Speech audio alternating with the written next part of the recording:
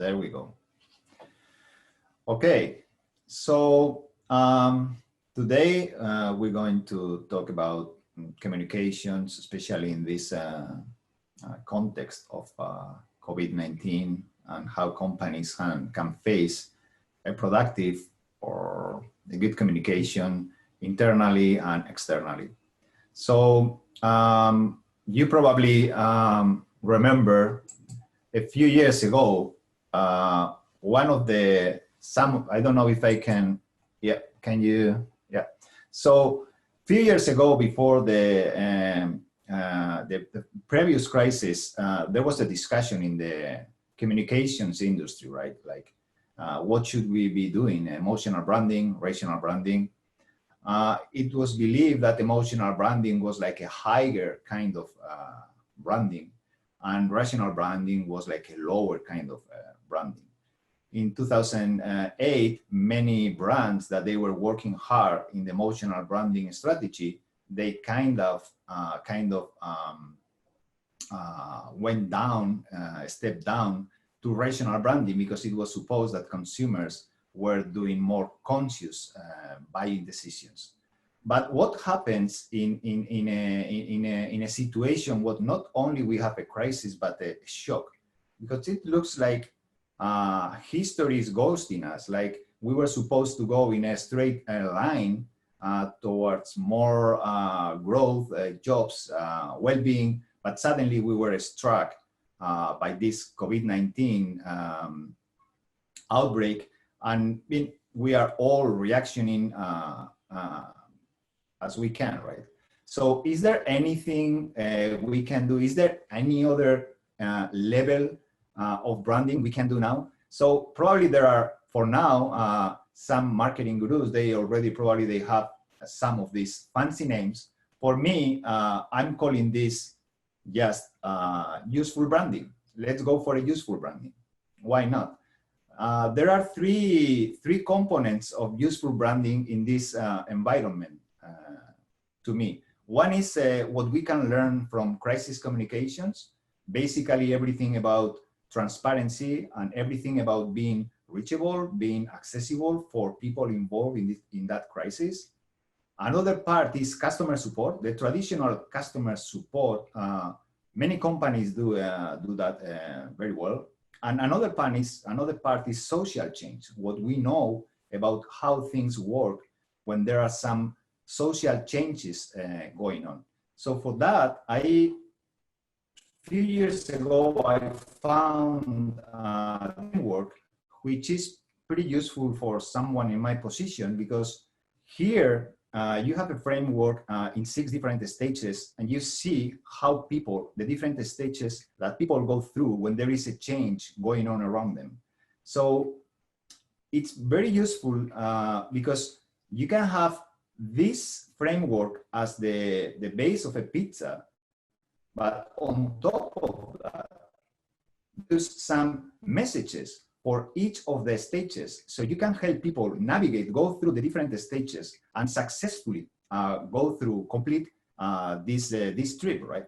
And if you choose 2 or 3 messages for each stage, you can successfully do a good communication. Probably most of you can recognize yourself in these stages regarding this situation we are living, right? So for that matter, I would like to talk about meaning. One of the problems right now for many brands is that if they keep talking about their usual stuff, like, hey, I have this new product, why don't you try it? Or I have this promotion, they risk being like talking about nothing people is interested on. So you have to bring the conversation to what's going on right now, because this is not just a crisis, this is a shock, and people are suffering psychologically, etc. So for me, there is an interesting conversation here, an important exercise companies have to do, which is, in this case, we have the example of Dove, right? They are bringing the conversation to their own brand strategy. Courage is beautiful, because Dove is, in the last years, they are working hard in a different meaning or a different sense of beauty, right? For the real beauty. You can also the case of Lexus. They are telling you, hey, these are the parts you usually touch more in your car. So please clean them and sanitize them often in order to keep you safe. But here, the interesting exercise for a company is to discuss purpose. Because if you don't discuss purpose, it's not easy to go to a meaningful message internally or externally. This is a good opportunity to discuss the purpose of a company, because according to every expert, things are going to be different from now on. This is not going to be a regular crisis. Apparently, this is going to have deep consequences. So for me, discussing purpose, from purpose, discussing meaning or messages, it's important right now. Otherwise, you are not going to get there. And this is important because usually in communications, what we do is just manage the traverse between our identity and our image. When someone asks me, hey, Joseba, how should I do a social media plan? I always answer, ask your boss about the cash flow. What's the financial planning? And do a social media plan which is attached to this cash flow planning. If you manage your identity, your purpose, and your image, how you want to be seen by the market, by the public, then you probably will get some good results. Better or excellent, but good results. So right now, in our case, FY USA used to say, FY is here to elevate your fame. Maybe we need a discussion and we could say that FY USA is here to alleviate your fame. What can we do to alleviate your fame? Maybe we have to reorganize our operations. Maybe we have to reorganize our message. Maybe we have to reorganize our services. Maybe we have to reach out other kind of customers, or maybe we have to create some alliance with other companies in order to face this situation in better conditions. Could be, but all the conversation comes after discussing purpose. I have a recipe for here. Right now, I believe brands need to be authentic, truthful to themselves. They need to be generous. They need to give away stuff. Could be freebies, could be free services, could be opportunities for payment, for better payment. But it's always be relevant. For me, this is the recipe to navigate this situation. Being authentic, being generous, being relevant, and never being, what can I say? Never being, I don't know, just taking advantage of the situation, right? Don't take advantage of the situation. Try to provide something. Try to make a contribution.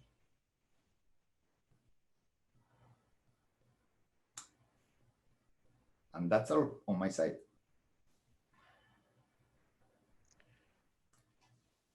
I'm going to... Thank you, Josepa. Appreciate that. I think I can start sharing my screen and off we go. There you go. You go ahead. And there we go. All right. Well, thank you, Jim and Josepa. I think good information always to get the updated news. I think that's quite important as things may change or may not, who knows, right? Also, great topics that you covered, Josepa, in terms of sort of the emotional state we all go through. And that matters because depending on whichever state your audience are in is going to change the way you communicate to them. And purpose, of course, is now being in question when we are going through this transformation in the whole entire world in terms of business. So with that in mind, I want to go into a little bit more practical things that you guys can do in your business that will help you in terms of effective communication to your customers, clients, and your team. So with that in mind, let's get right into it. So as you guys recall, about last Tuesday, we talked about, look, we are in a fight to win the fight, right? We're in a battle. And these are the pictures of the very first FY Warriors. They had the company colors right, at least, right? And they are, so I'm using this to make an analogy that, guys, we are here to win this battle. It is a battle, make no mistake, but there's a way to win it. And I want to encourage you to utilize some of the things we're going to go over today. You know, we mentioned that in every strategy, when you're in battle, you have things that are defensive and you have things that are offensive. We covered this last Tuesday. And the things that were defensive are all the government programs and application process and all the resources that are basically have been made available to you so that you could get the help you need. But what I like to do is go over the offensive strategies last week, and we mentioned 3 very specific components: communication strategy, fulfillment and delivery, and value proposition. Today, we're focused on communication strategy. And so I'm going to go a little bit more in depth about this. So what is your communication strategy? Let's get some general rules out of the way. These are the rules that you should be implementing in order to have an effective communication. Very first one right off the bat: speak your customer, your team language. It matters what their language is, right? So it's important, and if you've been in business long enough, you should be familiar with the language your customers use, you know, and that varies depending on what kind of industry you're in.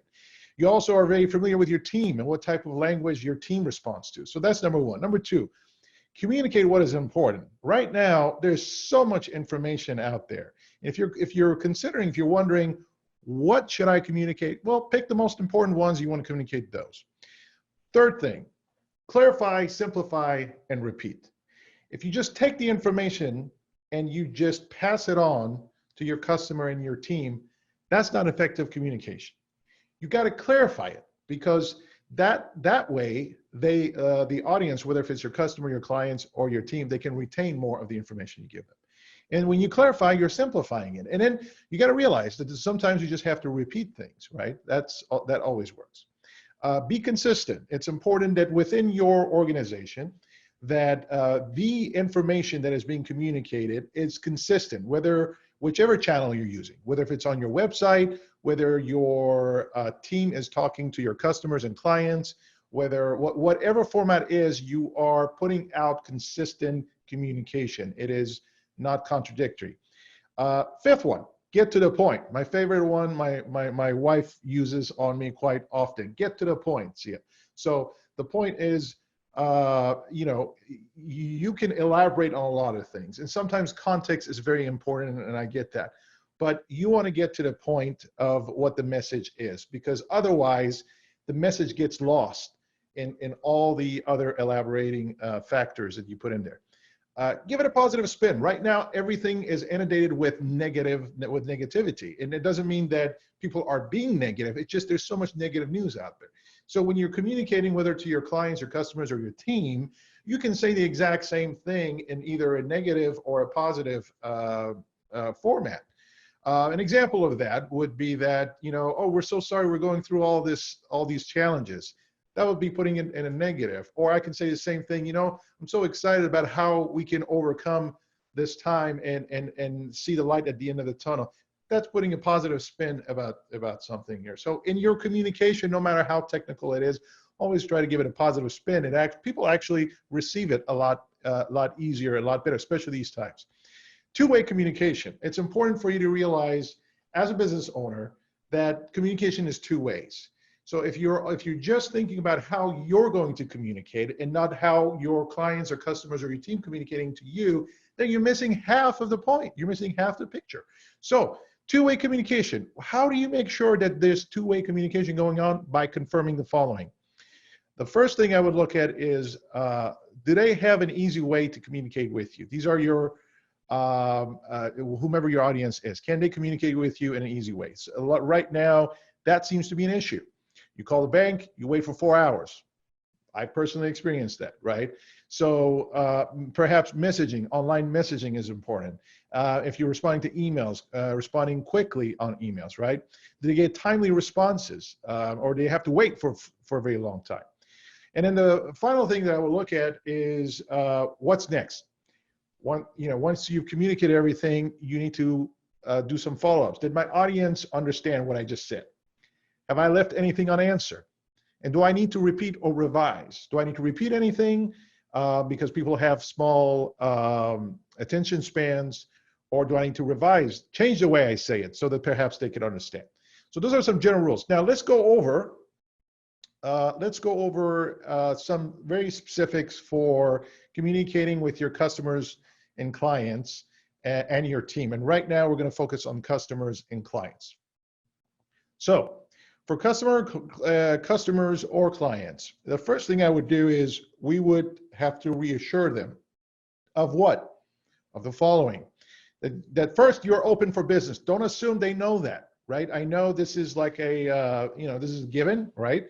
But it's important, if you have not expressly stated that you are open for business, you need to do that. You can't just by default think that your customers think that you are in fact open for business. Change in operating hours, you want to make sure you communicate that to them, reassure them what your operating hours are, and remind them how and when they can communicate with you, in what format. Available resources, are there any resources that you can make available to them based on your industry and the information you have? Deals and promotions to help them. You can have some new deals, new promotions that will help them with whatever circumstance they're going through. Make it easy. Number two, make it easy. Put it on your website, whatever you're communicating. You got to have it on your website. And by the way, in a place that they can easily find it. Two, use email, obviously. Use videos. Use your social media accounts. Do whatever it takes to make it easy, not only for you to communicate with them, but for them to receive the communication. And depending on your level of marketing that you have been doing, one of these things is going to be more effective than others. Listen, we have two things. The third thing, revamp policies. You want to make sure that during this time you're communicating what is changing in terms of, in terms of returns and exchanges, warranties, delivery expectations, if you're in the service industry. And then of course, relevance to their current situation. Is it related to their most important need, what you're communicating to them? Do you take away their worries or add to them? What am I talking about here? Do you take away their worries or add to them? Well, if you're communicating needless information, you're adding to their worries because that's more information they have to process. But if you are giving away, if you're simplifying, doing the things with the general rule that we talked about earlier, and you're simplifying, you're clarifying, then you're taking away their worries because they have clarity now of what they are being communicated to. So does their current situation present a new business opportunity to help? The operative word here is help. We discussed that you want to make sure that your brand is authentic, your communication is authentic, and no customer or client wants to feel like you're there to take advantage of the situation. Instead, what they want to realize is that you're actually there to step it up and help them. Now, if that means that there's a business opportunity for you, then they won't mind it. But as long as that the intention is to help the client. Number 5, current value proposition. It's important that when you're communicating your current value proposition, you consider the following things. First, evaluate your current product and services in terms of value proposition, okay?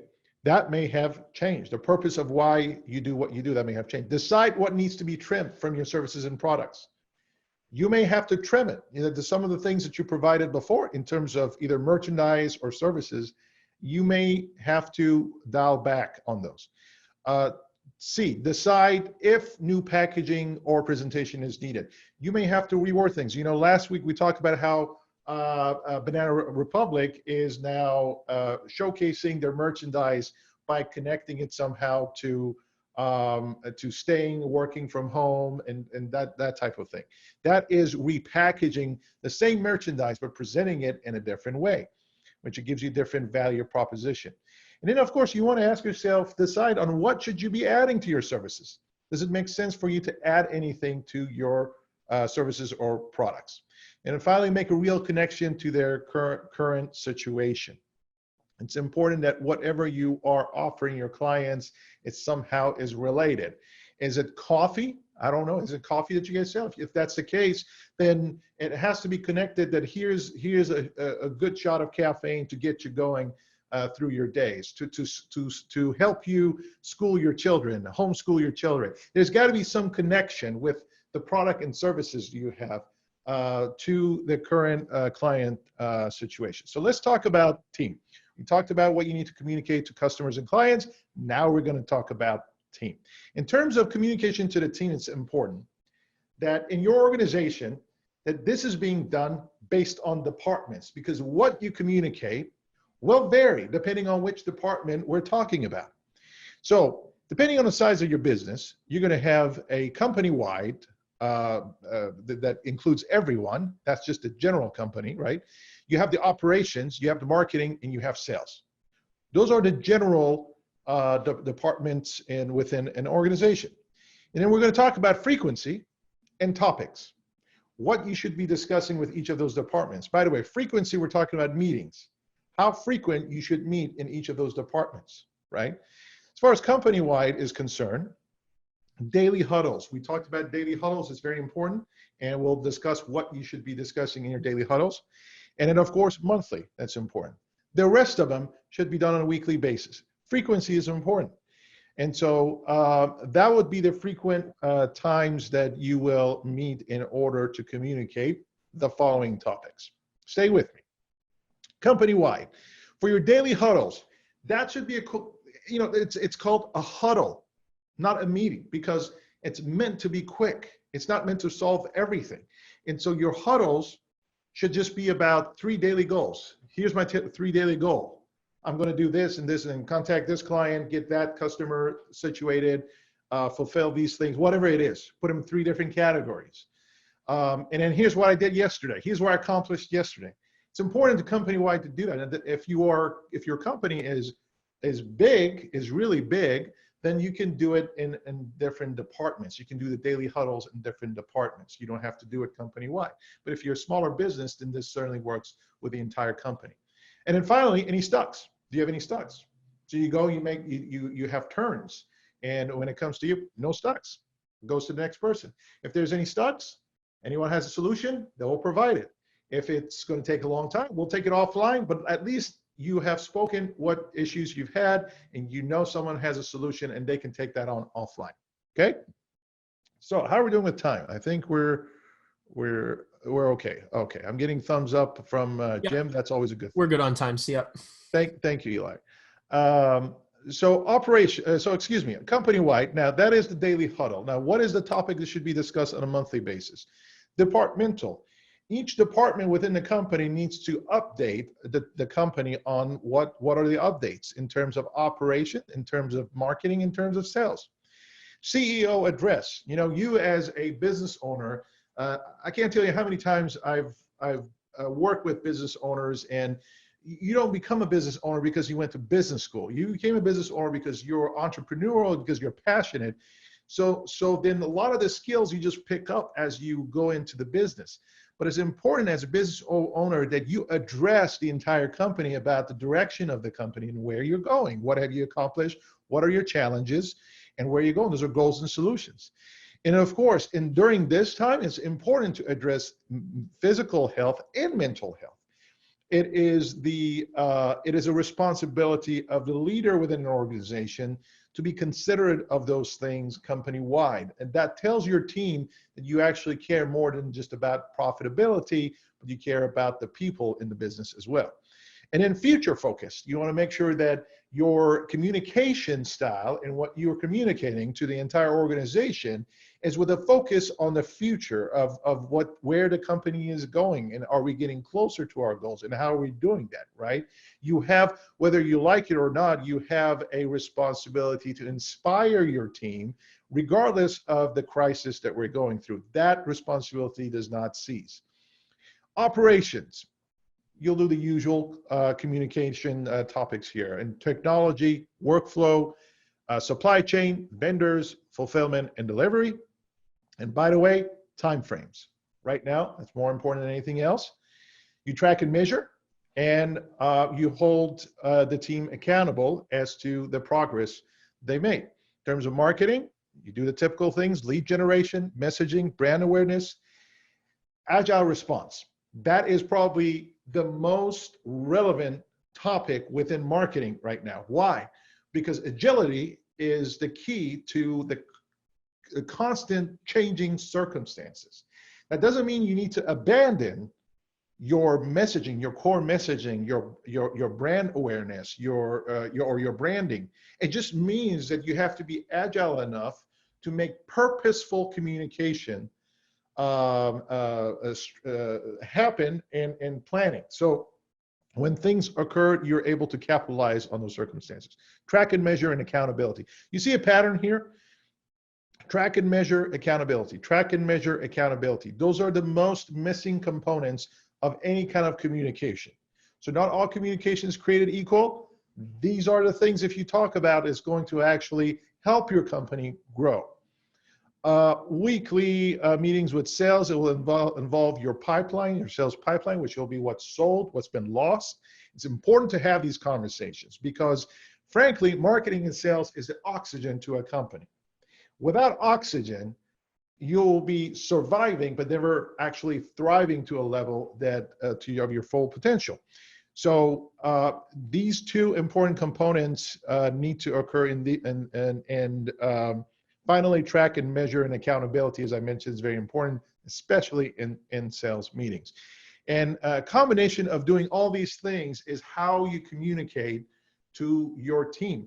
Without these very specific focused meetings that has a very specific agenda, topics to discuss, your communication will either waste time or confuse your team or not be as effective. So it's important that in the midst of chaos, that you bring more organization to your team. That's how communication has a chance to survive and get passed on clearly. And that does it, I believe, for me. So back to you, Eli.